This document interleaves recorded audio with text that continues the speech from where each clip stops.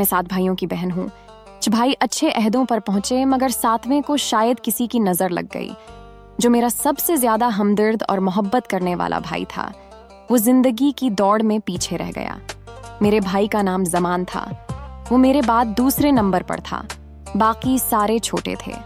मेरी वालदा की दुआओं से सब एली मर्तबा पर थे। जमान को भी वो दुआएं देती थीं।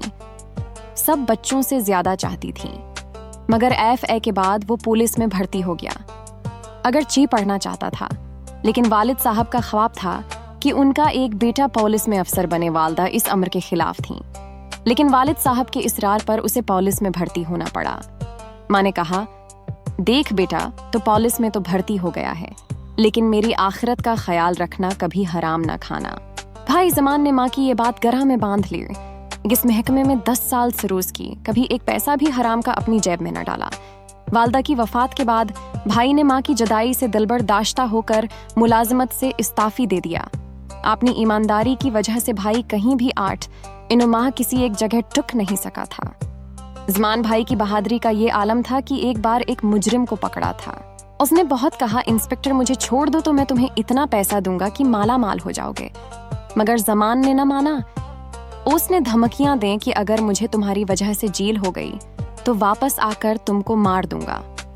भाई ने उसके मन्ना पर थप्पड़ मारा और कहीं आगे बढ़ा दिया। 6 माह बाद जमान का ट्रांसफर हो गया। फिर एक दिन वो मुजरिम आजाद घूमता नजर आया। उसने सिर्फ इतना कहा, इंस्पेक्टर मैंने बहुत पुलिस वाले देखे हैं, लेकिन तुम जैसा नहीं देखा। मैं तुम्हारा एहतराम करता हूँ, कभी कोई काम पड़े तो मुझे बताना, बस तुम अपने आप को ठीक कर लो। भाई ने जवाब दिया। कुछ उरसे बाद वो मुजरिम पुलिस मुकाबले में मारा गया। भाई ने माँ को वाकया सुनाया तो माँ के मुन्ना से बेअख्तियार निकला, ए अल्लाह हर माँ को नेक औलाद दे। अल्लाह जाने वो किस बदनसीब माँ की औलाद थी, अल्लाह उसकी मग़फ़िरत करे, आमीन। मेरी माँ एक नर्म मिजाज की खातून थी। जब बेटे किसी खतरे में घर जाते तो सजदे से सिर ना उठाते, मगर उनको फोन पर यही कहती थी, बेटे कदम पीछे ना हटाना। बहादुरी दिखाना बज़दली नहीं, वरना अपना दूध नहीं बख्शूंगी। मीजान हर वक्त वजू की हालत में रहा करती थी। वो कहती थी, मैं हर लम्हे अपने बच्चों की आफियत अल्लाह से मांगती हूँ और दुआएं करती हूँ, इसलिए वजू की हालत में रहना जरूरी है। मुझसे कहती थी, मैं हर लम्हे अपने बच्चों की आफियत मांगती हूँ और दुआ करती हूँ, इसलिए वजू की हालत में रहना जरूरी है। मुझसे कहती, बेटी तेरे भी 3 बेटे हैं, अगर उन्हें आली अहदों पर देखना चाहती हो तो उन्हें बहादुर बनाओ और हमेशा वजू की हालत में रहने की कोशिश किया करो कि बावजू होकर दुआएं मांगी जाएं तो कबूल होंगी। जब मर्ज मर्ग में मुब्तला हुए तो बेटों को उकठा किया और कहा कि मेरे बच्चों, मेरे पास जो जीवर मेरे मेके का है वो मैं यतीम बच्चियों को देना चाहती हूँ।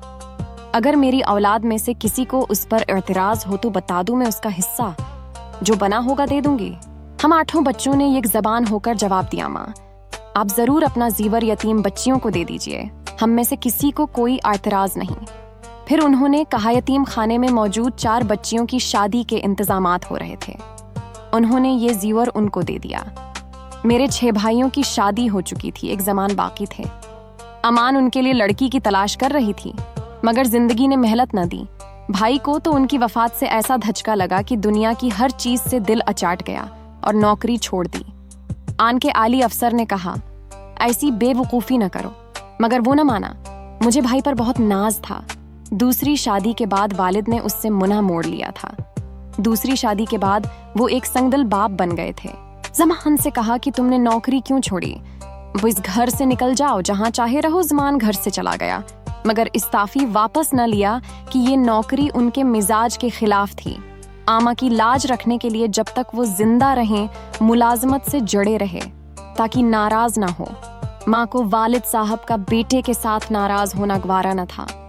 जब मुझे पता चला जमान को अबा जान ने घर बदर कर दिया है तो मैंने उम्मा के वास्ते देकर उन्हें अपने घर बुलाया। आए तो मगर कहा कि 3 दिन से ज्यादा तुम्हारे घर नहीं रखूंगा।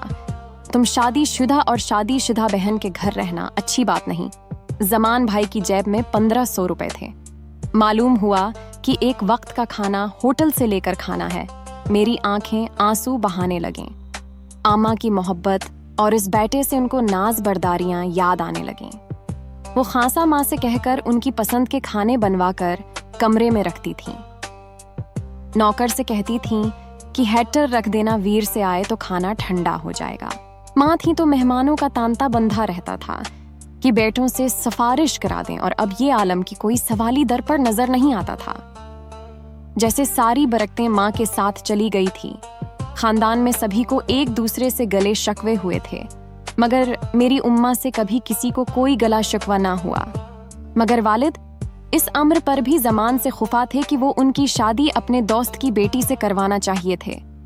इस तरह बीवी के वसीले से ज़मान की तरक्की हो जाती, मगर उन्होंने वहां शादी से इनकार कर दिया।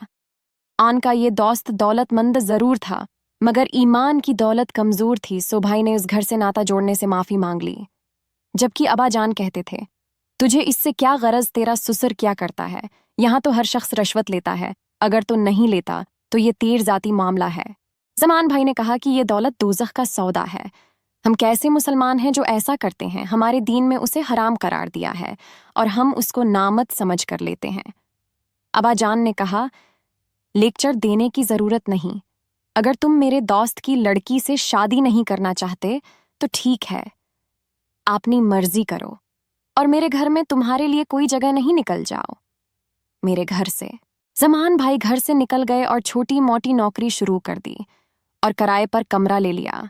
इनके दोस्त बहुत अच्छे थे, उन्होंने रहने का इंतज़ाम कर दिया। चंद दिनों के बाद वो सऊदी अरब चले गए।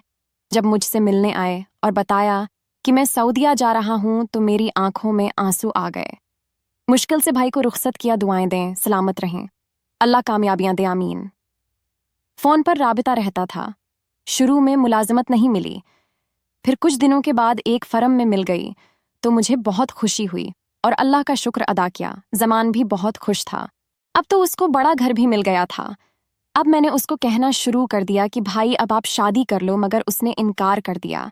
वो मुसलसल इनकार कर रहा था, मगर मुझे उसकी तरफ से फिक्र रहती थी। आखिरकार उसने अपने दोस्त की बहन से शादी कर ली। मैंने शुक्र अदा किया कि मेरे भाई का घर बस गया।